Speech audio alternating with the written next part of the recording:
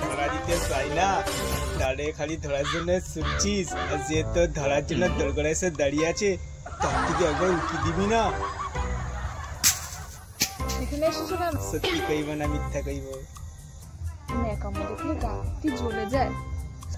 সত্যি বলতে এসেছি তোর টানে, সেটা আবার পাড়ার লোকে নিন্দা করবে, তাই এসেছি তোর বাবার কাছে। সুদে আসলে তো কম হলো না। তোর বাবা ঘরে আছে? হ্যাঁ, যাও। আচ্ছা, তুই কি পাচ্ছান রে? দুশো ঘরে তোরে দেখবো, তাও একটু দেখতে দিবি না? মরণ, বুড়ো হয়ে গেছে, অথচ হ্যাংলামও গেল। তুই শুধু আমার মাথায় পাকা চুল দেখলি রে, মনের ভিতরে একবার উঁচি দিয়ে দেখবি না? বেশি বকো না, সম্রাটকে বলে দেবো।